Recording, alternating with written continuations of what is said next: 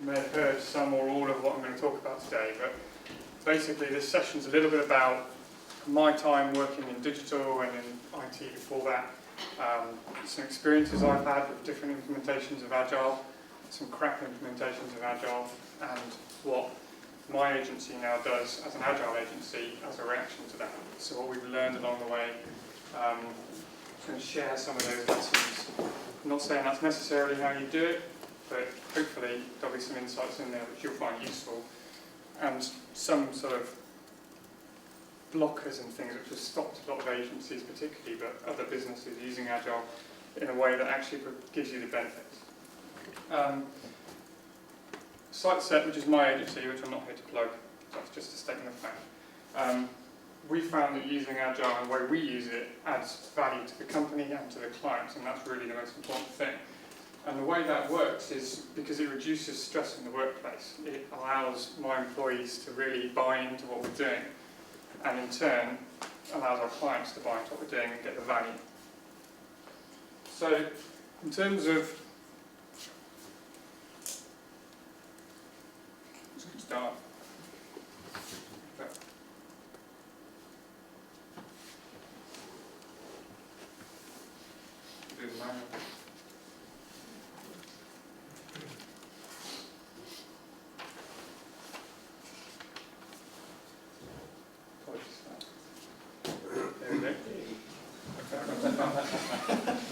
The key thing I'm going to talk about today, which some people may not have heard before, Agile is a culture, it's not a process. So people talk about stand-ups and they talk about scrums and they talk about time boxes and things like that. That's not Agile. Agile is a culture. Those things are mechanisms that you can use within a culture to deliver something. So it's about people, not frameworks. It's about developing an Agile culture rather than implementing a process. And that's really, really important. And that's kind of a lesson which doesn't stretch just in IT, it stretches across any use of Agile in any sector. If you don't change your culture and try and put Agile in, it won't work. You'll come up against barriers, you'll come up against people who, for whatever reason, don't do it, and then that's where things fall down. That's where the value doesn't get delivered through to the end, through to the client. And it might be even that the person who's not buying is the client, possibly through a lack of understanding. When I started out, that's kind of what I was told, what I was given the impression that we live in this Agile world, everyone's doing it. But it didn't really pan out that way. So sort of 10 years ago when I first started doing Agile, everyone was saying we're doing that, we're getting rid of Prince 2, we're getting rid of this waterfall concept, and we're going to use Agile because that's the way it is, that's the new thing, that's going to be what's going to deliver everyone this value that we're looking for. But actually, when you start looking at it, a lot of people aren't really doing it at all. They are using mechanisms of Agile, but they're not actually changing their culture, so nothing actually changes. It could be exactly the same. No value is increased. So let me start with telling you a story. This is a true story of an agency I used to work for. We had a client come to us, quite a big client, and they said they wanted us to pitch some work. And my boss went to meet them. He said, we've got a new project, it's going to be Agile. That's the client talking in the rigs. But it's got to be Agile. That client recognised as a very large client with a huge team, 60-odd people, that they had bloated processes that were preventing things from coming through quickly, preventing value from actually being delivered. They had meetings about meetings, all that stuff we'll no doubt all seen. My boss, of course, said, yeah, we can do that, no problem, we're an Agile agency, we're great. What he's actually thinking is money, I want the money. So the client said, cool, you do Agile, tell me how you do it. Put my boss on the spot, and he started thinking, what actually is Agile? And so he started thinking, well, we kind of do iterations, we kind of do this and then the other, and then remembered this term SCRUM. So he said, we do SCRUM, we can do that. And they said, great, you've got the job. Obviously the conversation was slightly longer than that, but that was the general gist of it.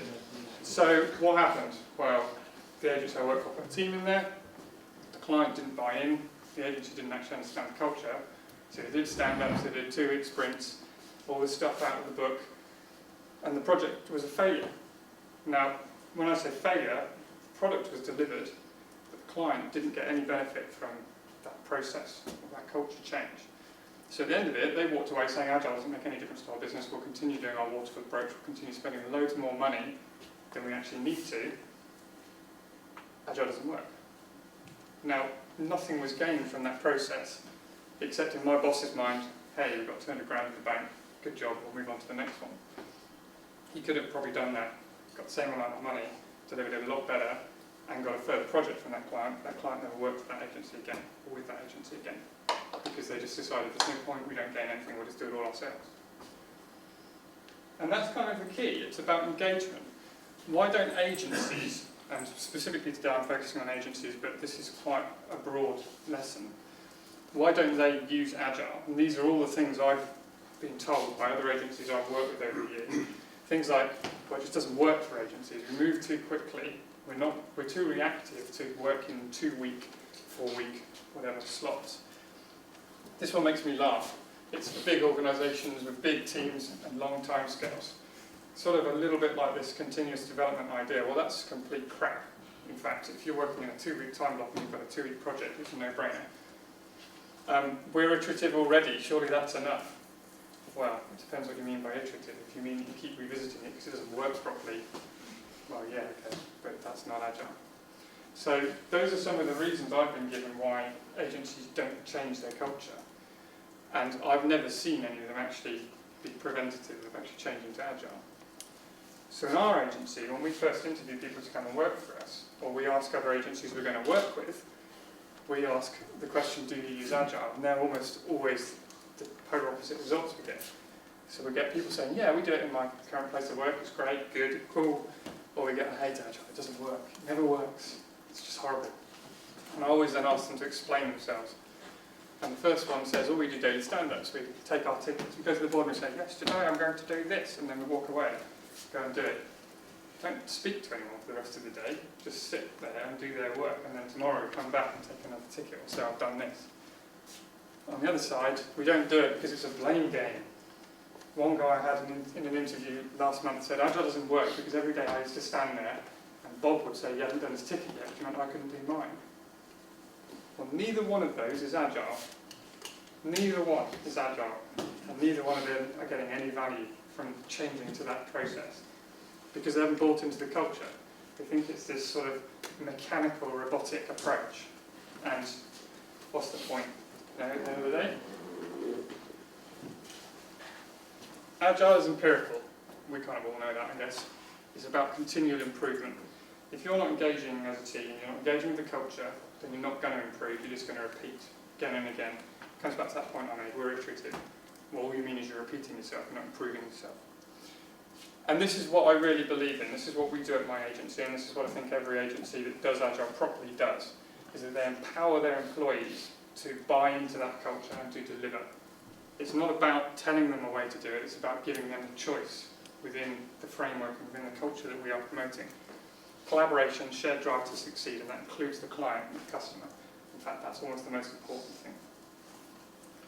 This is what most agencies do. This is my version of a framework, seat of your pants. Now, I've worked in agencies like this. It's a conflicting environment. So you've got dozens of project managers. They all work in an agency environment where it's matrix managed.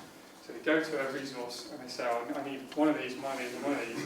There's a queue of project managers behind them. I've done this countless times. And they're all competing with each other. They don't care about anything other than their client and their project. So they get their resources, they line them up in their project, and screw everyone else. I've been in conversations before, I've said to other project managers, can I have some resource? I've got a really, really desperate project. And they said, no. I said, but I know it's free. I know it's sat there. I know you're not using that resource even though you've got it booked. They said, yeah, but I might need to use it. Now, as a business owner, I don't want to work in a business where everyone isn't committed to the whole big picture. But that's how agencies work. It's conflicting. It's all about sitting in your little box. And everyone sits there, they don't talk to each other, and it looks like this in my opinion. Everyone cares about their individual little egg, and they don't give a crap about anything else. Well, there's a fundamental problem with that. If I go into a supermarket and buy a box of eggs and one of them's broken, I don't want that box. And that's how the client sees it. The client cares about the big picture. There's one broken egg, they don't want that box, they don't want that project. The project's a failure. So the client decides not to work with that agency anymore because the agency can't deliver, goes somewhere else, the agency doesn't deliver work.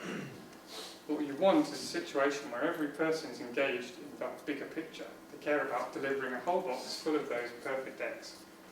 I'll get away from chickens in a minute, it'll be fine. What we want really is an environment like this. I promise, no more chickens after this.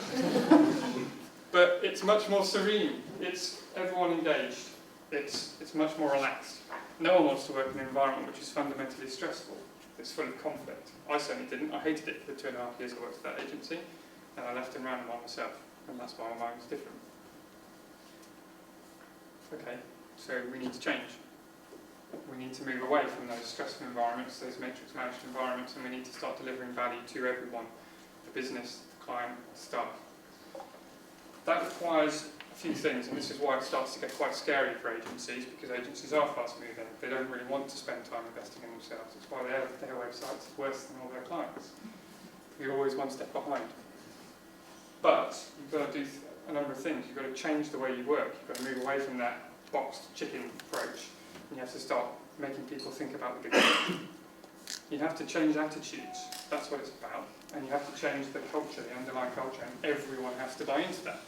Because if they don't, if one person is a rotten egg, come back to chickens again, then you will have problems. You'll come up against those blockers. What you're talking about is making that leap from that busy little fishbowl, hold on, move away from chickens, into this serene environment. So how do you do it? That's the question. How do you take that leap? Because it is a big leap.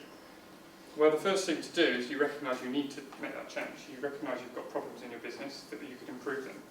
And then you look at what's going to be most suited to treating those problems. So at Siteset, we recognised that as an agency and a smaller agency, we've got problems that most agencies face. You get bottlenecks. You get specialist people who deal with specific clients or a specific system. You've got the conflict I talked about, project managers working with each other, but actually competing with each other. And you've got that fundamental problem of, I've done my bit, I don't really care about anyone else. You don't want that, you want everyone to care about the bigger picture. And I'll come on to some of that in a bit more detail in a minute. But the first thing I would recommend you do is you use the principle that Agile uses, which is you learn from the previous. So if we learn from the previous, everyone used to use Prince 2. How many people in here have used Prince 2? Yeah, there you go. How many of you used it 100% by the book and did every single thing in the book? Yeah, there you go. Well, you don't need to use Agile 100% by the book. It's about culture that fits your business. And one of the things we learned was that if you try and put it in 100%, some of the time you will come up against things that don't quite work. And you have to then adjust that to your business. It doesn't mean you don't use Agile, but you keep to the principles, not the mechanisms. It's about making people change their thought process. So you decide you want to move to Agile, you have to choose the right type of Agile. Now for an agency, Scrum is usually the way to go, because it's relatively structured, but it's not the only way to go. But we chose Scrum. Probably most likely because it fits into nice time box windows, it gives you mechanisms to start looking at your productivity, and it gives you mechanisms to make teams work together. And we used to be in environments with teams. So we chose Scrum. I've done Scrum before, so it was suitable for me. Didn't have to stand there and explain something I didn't actually understand. So the key thing with that is it's not a big leap from that matrix managed environment. But then this is what happens almost every time when you move for culture. It doesn't matter what culture change you're making, people don't know what they do, people don't know where they fit. So this is where it starts coming to actually putting it in place. So questions like, well, I'm a project manager. Where's that in this agile world? There's no project manager. So what do I do? Am I out of a job? Or what's this team thing now you talk about? It's a multi-skilled team. I'm a designer. I sit in the design team in the design studio and design things. So how does that work in a multi-skilled team? And it's all these unanswered questions that people start to get worried about, so they don't make a change. So I'm just going to take you through some of what we did, and it doesn't have to be the way we did it, but it's quite a logical approach. Here's a project manager. You can tell he's a project manager because he's got such a neat, organised desk. He's one of my project managers. He's actually here, not in this room, but you might see him wandering around with his very fetching beard. He's also on the phone. You know, project managers are on the phone. He's got a tea bell because he's too important to make his own tea. And he's a kleptop's. This is another one of my project managers. He's a technical project manager because he has 4 keyboards. Now these two guys are project managers by trade. They've recently become Scrum Masters, but they fit into our Scrum process very well, because what project managers do by tradition is they represent the client in the workplace. They're the ones who talk to them, They're the ones who scope the project, they're the ones who understand what needs to be delivered, and they're the ones who are running from team to team, trying to make sure everything is being done the way it needs to be done. That's a product owner. Fundamentally, that's a product owner. So they're product owners in my business. They have their clients, and they do what project managers or account managers would traditionally do. But what they are doing is they're owning that backlog of tasks. They are making sure that in that process of grooming that project, they're making those into tasks and epics in a backlog. But the fundamental difference in the way we've changed this is in that agency environment I discussed before, when you care about your project and getting that delivered for your client, they plan at program level. So he knows everything about the other guy's projects at a high level, and vice versa. So everything is planned at program level and delivered at client level. Now, there's a massive benefit that we found to doing that in an agency. In my last agency, when I went on holiday, I spent 2 days writing handover notes to someone else who understood nothing about my clients, understood nothing about my projects. And inevitably, when I came back, having had a lovely holiday, nothing had been done. Look, well, my resource book has been stolen. Oh, you know, that conflict comes back. But with these guys, it's relatively seamless because they already understand at a high level what's going on in the program, and so do the team, because the team is sharing the delivery responsibility. So that 2 days of effort in writing emails and trying to work out how on earth do I tell people all of this detail suddenly goes away, becomes a 20-minute conversation. So it becomes much more valuable to my business because there's no time wasted there, or very little time wasted. They understand how to get from here to there with all the obstacles in the way. Now those obstacles are other people's projects, but they understand them. And they understand the bigger picture in terms of, as a business, we have to deliver for 10 clients, not my one client. And that allows you to have conversations about, well, okay, my project needs to deliver X, Y, Z, your project needs to deliver A, B, C, but actually B and X are the same thing. Well, let's not develop them twice, let's develop them once and see what we can reuse. That never happens in an environment where there's conflict, because you're all living in your little siloed environments and you don't have the bigger picture. They also understand the deadlines and the pressure that everyone else is facing. So instead of being an environment of I want, it becomes an environment of what can I do? How can I help my fellow project managers? Is there something I can do differently? Can I shift mine around? Can we dovetail our clients? So can we have in sprint 1 development for client A and UAT for client B, and then we'll do the other way around, because it's quite structured. There's lots of things that you can do when you start working at program level. So this is what one of our Scrum boards looks like. Each colour is a different client. These are blockers, we don't get many of them. But the whole team is working on different clients at any one time. So you can start to see how in that reactive environment where you've got lots of clients on short projects or short requirements, that they can all move through in one stream. And those product owners are representing those, but they understand what else is on the board. And we move out the box, you probably can't see it, but up here is a deadlines sheet. So if we've got deadlines within that 2-week box, the team can make a decision about how they're going to meet those deadlines, and the project managers, product owners, have already had that discussion about which one might have a higher priority. But it's still up to the team to make a decision about how they're going to meet those. Come on to that in a minute. And then the other role is the Scrum Master. Now, in small businesses, the reality is you can't employ someone to be a Scrum Master and spend the entirety of their time doing that role. It's not a good use of money or time. So the way we do it is we pair with project managers. So that first project manager is a Scrum Master for the other one, and vice versa. Because they have that program understanding, they're able to QA at that level, check that the team are delivering, following that process, following that culture the way they need to. I sit above that as that sort of Scrum Master of Scrum Masters, checking that the whole delivery process is being followed, that they're not actually subverting each other in those stressful times. But that actually complements it very well, and that's a classic example of where we've broken outside of the Agile Manifesto because it suits our business, and it works. So anyone who says that you can't be a product owner and a Scrum Master is wrong, but as long as you do it in the right way. You can't be your own Scrum Master, because then you've got conflict of interest. But it does work, because you've got that wider understanding. Okay, so what about the team? So in an agency environment, the nature is you have designers, you have front and back end developers, you have testers, information architects if you're a big company. And it comes back to that question before. So when we first moved, immediately one of my front-end developers said, but I don't write back-end code. What am I going to do if it's a 2-week sprint and we've got loads of back-end tasks? It's a valid question. Well, that is what happens in a normal agency environment when you have teams, dedicated teams. You get a volleyball match. So again, I've seen it. You get your designer designs something. He was involved in the initiation meeting because he's creative. So he's allowed to see the client. He can speak in English, doesn't speak in code. So they design something really cool, really great. He then says to the project manager, there you go. Project manager runs off, goes and gives it to a developer who takes one look at it and says, I can't build that. It won't work. There's no way of writing code that's going to work to do what he's designed. It's the coolest thing in the world, but you go back and tell the client, I'm not building it because I can't. But it's not for that money anyway. And then it goes back. So this volleyball match. And no one is talking to each other. They're just sending it backwards and forwards. And it's a classic problem. And the other side of that is that bit at the beginning of the project where they're not all involved in the quoting, so assumptions have been made. How many times have we run projects where you get to a certain stage of the project and someone turns around and says, it would have been great if you'd asked me about this right at the beginning when you were writing the spec, but now we've got all these problems because you haven't done that.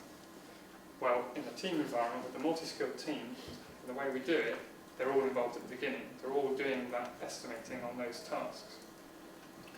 We end up with this. They're not always sat around one screen. Isn't that? But you get a multi-skilled team who are all dealing with the same problems. You've got the whole mindset. If you've got a multi-skilled team, then you've always got the collaboration to deal with any of the tickets that are moving through that stream. You should never be in a situation where something has been put on that board that none of them know how to do or have any idea about. And they've all been involved right from the start, so they've had that introduction, that holistic view. But it goes a bit further than that. Agile is not just about the culture of how you deliver things, it's about the culture of the people. So one of the things that we've done, because we're a smaller agency, is we've recognised that your skill set is Agile as well. And that's really, really important. It's one of the things that most organisations don't do. They try and build a multi-skilled team, but within that team you've still got a front-end developer, you've still got a back-end developer, you've still got a tester. And effectively what happens is you have that stand up at the beginning of the day and you look at the board and you go, no tickets for me, I haven't got that skill set, or that skill set, or that skill set. I can't do anything, I'm just going to sit there and not do anything. Well, that's actually still not Agile. So what you do is you recognise that people exist outside of a job role.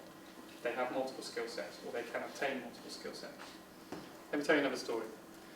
Another agency I used to work at, a creative agency, I had a call from the client as an account manager, and they said they wanted to do a video. It was an animation. It was going to be to support the launch of a really big product, and it was going to be a global thing. So can you do this? Well, I come from a video background, and a colleague of mine who I'd worked with at 2 previous companies also came from a video background. So we said, of course we'll do this. Got buy-in from our line managers, and then we went to see the creative director, who said that. We don't do video, never done video. And we said, but we've done video, we can do it. My mate's on IMDb, he's done a lot of bigger productions in his spare time, he's a very talented videographer. And he said, you're a project manager, you're an information architect, end of story. He couldn't see or accept that I existed outside of my role as a project manager, or that my friend existed outside of the role of an information architect. As far as he was concerned, your job description was be all and end all. You walked in, you walked out. Well, what did we do? We went and pitched anyway, didn't we? And we won it, and we delivered it, and we won global awards for it, and we went on to establish a video proposition for that agency, who in the first year turned over quite a lot of money. And that was because the other directors of the company recognised that we had skill sets outside of our job role. We could be agile, we could bring more to that business and make that business more agile. That's what we do with our team. We recognise that these guys have got multiple skill sets and the appetite to learn multiple things. So rather than hold them in those little boxes, we'll let them break out. It comes back to that empowerment. We say to the team, we know you've got the skills there, we know you as individuals have got more skills than there might be on your job description, so you as a team can decide how you're going to deliver it. And you tell us if you want to learn something new, or if you want to go in a different direction to expand that skill set. And we actively support that. We run continuous professional development, where the back-end developers teach the front-end developers, vice versa. And we also encourage peer-to-peer development. So either pair programming or spending a bit of extra time so then a simpler back-end task can be shown to a front-end developer and vice versa. Investing that time there means you save the time a bit further down the line. It's like they were talking about this morning. It's invest now, it will pay off in the future. Learn now. These are two of my developers. They are what we call UX developers. They're soon to be called Agile developers because we've changed it again. Now, traditionally, the guy on the left, Will, was a print designer. The guy on the right was a WordPress developer. But they perform all of these functions for us. They all do simpler back-end tasks. They all do design. They do the information architecture. They do interface design. They do JavaScript. They do HTML. They don't exist in any specific role anymore. They exist as an Agile developer within the team. And they can take pretty much any ticket off that board within reason. And if it's a more complicated one, then they'll sit with a specialist developer to do it. But over time, over the last year, we've grown their skill sets within their appetite to allow them to be much more efficient, much more useful and much more valuable to us and to our clients.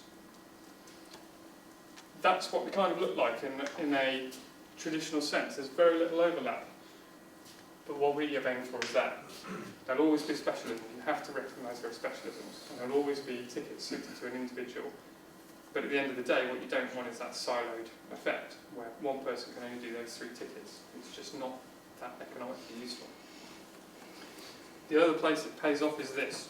How many people are familiar with that? Do you know what that is? Planning code. How often have you been sat in a room where that's happened? Where everyone said 8 except one person. Now what you want is that that person with that 40 there isn't sat there saying it's a 40 because I've no idea how to do it. They're saying it's a 40 because I remember when I learned how to do this bit and I have an appreciation of it, that this thing happened. And then all of those guys go, oh yeah, I'd forgotten about that because I'm the specialist and I just could do it easily. And suddenly they all become 40s, which is not really what I want. But if you've got a team who at least has a good understanding of the whole requirement skill set, even if they can't do the real specific bits, it makes this more accurate, which means the quote that goes to the client is more accurate, which means we don't make a loss when we got it completely wrong because we put an 8 and it was a 40. That's where value comes in. That's where you don't have to have a conversation about, oh, this is a change request, we need more money. And they say, no, I've got a contract here that says you're going to deliver it for £1,000, not £20,000. That brings us nicely on to the other person in the wider Agile team, the client, the customer. The most important person in everything that we do as a business. And most of the time, agencies tend to neglect clients in that what they'll do is they'll take a spec, take it away, they'll go and work on it in their little environment, and they'll completely forget that actually the client owns this. They want to be brought into it. They don't want to necessarily be kept at arm's length. They want to be involved, they want to feel in control, because they're paying the money, and hopefully they're quite excited about what they're going to get at the end of the day, and you want to foster that. Now, how does that fit in terms of if a client pops up and says, oh, something's gone wrong in line? If we've just committed to 2 weeks of tasks and then an issue arises in the live environment, how do we deal with that? We can't really turn around to the client and say, well, your website doesn't work, but we've just committed to 2 weeks of work, so we'll fix it in 2 weeks' time.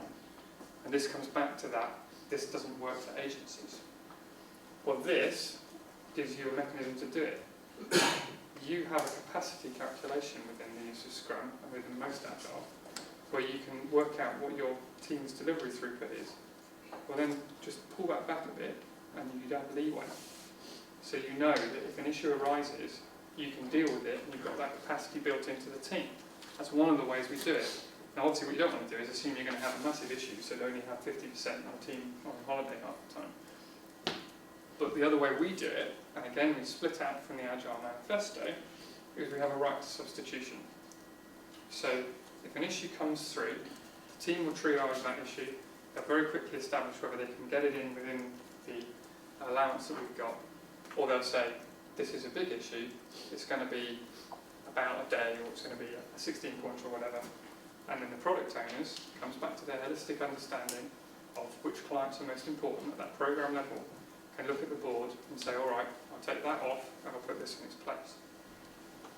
It's an agile understanding of the board as well as the process and as well as the culture. There's a mechanism there very quickly to be able to substitute. And that works really well if you have the discipline to do it that way. So there are different ways, different mechanisms in which you can actually deal with that, which combats that problem where people say, well, we're too reactive, things happen at the spur of the moment. On the flip side, the clients are actually much better managed because A, you've got 2-week blocks, or we do it in 2-week blocks, so you can't ever really get too far away from that plan. The worst case is going to be you're going to start on the first Monday of a 2-week sprint and then you spend 2 weeks doing something which was actually off-piece. But the client sees it within 2 weeks and they quickly feed back and say, well, it's not really what we thought. Now, that happens all the time in agencies. They look at what they're being delivered and they say, oh, it wasn't what we imagined when you told us about it in our first initiation meeting when we were drawing a pen. Well, the main problem with that waterfall approach, why it doesn't work, is because you go and you hide yourself in a room, you deliver something over 6 months, you come back, the world's changed, it's nothing like the one that you have to throw it away or find loads of money. With this approach, every 2 weeks the client sees something, potentially releases something, and they're much happier. I'll come back to what I said at the beginning. I worked at Capita for a long time. We changed the process from a waterfall process to a SCRUM process. And we increased the throughput by 15% in the first 3 months, went on from there. But the most important thing for me as a project manager was every single stakeholder across about 50 projects said they felt more involved, said they felt that they actually started getting things they actually wanted as opposed to things they didn't want, and that they felt they had more control over their project. It didn't feel like they're being held away. Well, that's what we want for our clients. The key thing we want to do is not be sat there in front of a client saying, ooh, it's a change request, because we've done it now. We want them to be involved, we want them to be able to have control and make that decision, make that feedback early, so it doesn't cost too much money, but it doesn't cost any money to have to repair it or to change the direction. And that's kind of the key thing. As an agency, you want to be accurate. You don't want to be undermining your own profits and your revenue, and you don't want to be undermining the relationship you have with the client.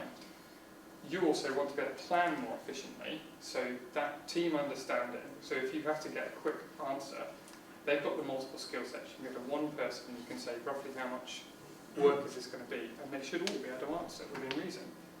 If you've got the time, you can have that more structured planning focus session. You can really work through that scope. You can break it down to a much lower level. Certainly in my past, my experience has been when you scope a project, when you provide a quote, it's all very high level. You don't have that specific detail, and the problem is you then assume. And we all know what assume stands for. But if you do it this way, you break it down into the required tasks, or at least at epic level. The team is telling you, I know it requires this, I know it requires that. Project managers, project owners can put that quote together and deliver that value much more accurately. What are the key things we learned moving from a standard approach to an agile approach? So, key things for us, we're coming back to that, it's not a process, it's a culture, and that you have to continually refine it. We've taken a year and a half to get where we are. We're in quite a good position, but we're by no means finished. But what we have seen is that our throughput has massively increased, and our clients have fed that back to us. We've also seen that when we have people on holiday and that team gets shrunk a little bit, we still have the same tickets moving through. We don't have those bottlenecks that I talked about. The most important thing for us, we run a system for one of our bigger clients, which is 10 years old. Now the code, you can imagine under that, is pretty archaic. And we've got another 2 years before we're going to scrap that system, which is a nightmare. 2 years ago, there was only one developer in that organisation when I took it over who could maintain that system. Now everyone can. So if he went on holiday, we had to say to the client, we can't do any work on the system for another 2 weeks or whatever. Now we can just continue through. It's that continuous delivery. And that's the key thing, because the other side to look at that is the stress on that individual. Now, as an employer, I don't want my employees to be stressed. I want them to be able to feel they're sharing that around. And it's that team buy-in, it's that team drive that's the key thing. And that's lesson number 2, that empowering nature of what you're doing for your employees. You're not saying to them, this is what you have to do and you report to me. You're saying to them, as a unit, you have to deliver that within 2 weeks, that's what you're committing to. And then as a team, work out how they're going to deliver that, and they drive each other.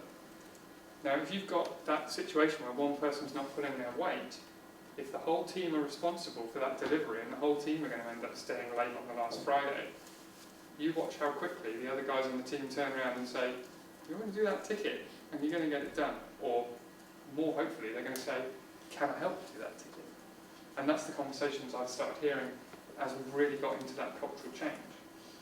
It's exciting to watch people really buy into it. They get more excitement out of their work. And we all know if you enjoy something, you do a better job. And then there's that other bit, the thing I've said a number of times. Don't do it 100% by the book if it doesn't work 100% by the book. Key thing is you create your own Agile manifesto for your business. Take the principles, build them around what you do. You don't need to change what you do to fit Agile. You do it the other way around. That's the point. It's Agile. It fits. And you learn. So you change it a little bit at a time. We actually first started doing this, and about a year ago, had that realisation very quickly that we were trying to change our business to fit 100% of the book. And actually, as soon as we recognised we were doing that wrong, things started to get a lot better. This is not mine, obviously it comes from the Agile Manifesto. It pretty much sums up what I've been talking about. It's about values and principles, it's not about a process or a plan. And it's really important that if you take anything away from what I'm saying today, it's about changing culture and about giving people the empowerment. A lot of people in Agile talk about this servant leader role. Well, that's exactly the type of thing you need to be doing. You're being a servant leader to the people in your team. You're encouraging them to improve themselves, to improve their culture and their outlook, and deliver in a better way. Follow the principles, but incorporate them into your own business. Now, it's all very well. I stood here for 35 minutes and I talked about this, and you could easily just say, well, does it actually work? So I'm just going to finish with a little example, quite a relevant example for everyone here. This is the Agile portal. It was developed earlier this year by us. Yo, who are a recruitment company who run the Agile Awards, came to us and they said, the old site's rubbish, it's managed in America, which means we can't do anything with it. We want to create something a bit more 24/7. It doesn't just live for the awards, it's also the start of a sort of focal point for the Agile community. And can you do it in 6 weeks? Now, this was a fully transactional platform for the awards, so it needs to allow people to buy tables, it needs to allow people to become sponsors, it needs to allow people to create nominations and votes. Go and have a look, you'll see what I mean. It's irrelevant. But we also want this kind of curated article experience, and we've got to have feature sponsors, and we've got to do all this sort of stuff, and we want to tag them so we can filter and, only showing stuff relevant to SCRUM, all that sort of stuff. 6 weeks. There is absolutely no way you could deliver that in 6 weeks using a waterfall approach. And there's no way you could do it by just standing there as a stand-up of individuals saying, I'm going to do this and I'm going to do this.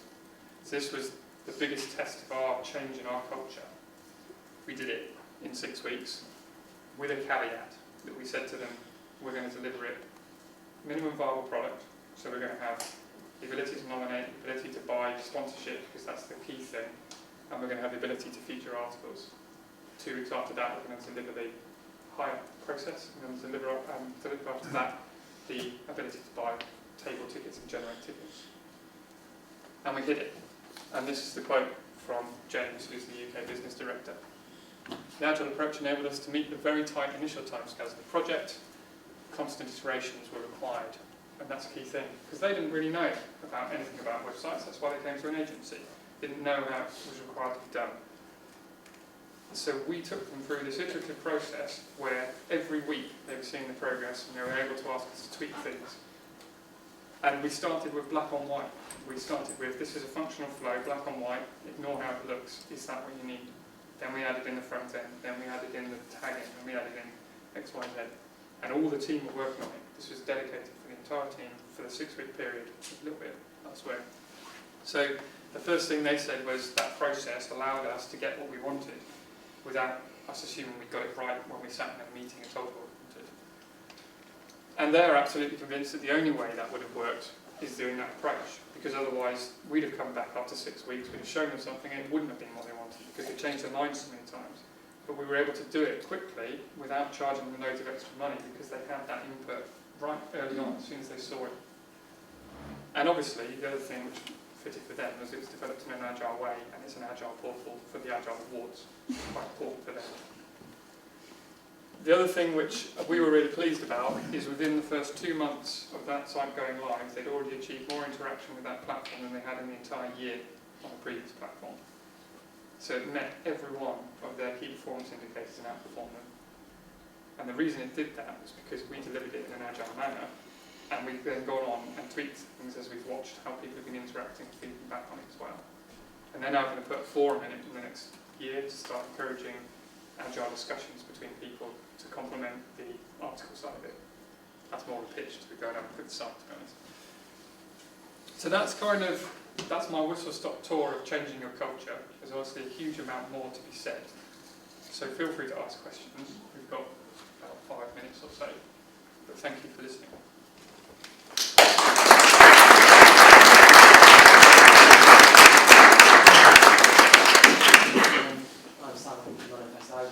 I have my own agency, and it's a great gym that is Agile as well.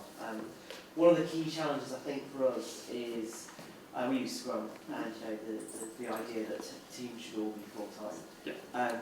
Commercially, that's just not right. Just wondered if you had any experience of that and how you kind of tackle that really from your perspective. Yeah, I mean, do you mean in terms of sometimes you have no resource at all? Yes, so sometimes it might be, some of the resources might be part-time. You might have, say, a front-end developer who is 1 day a week on the project. Particularly some of the key ceremonies and so on.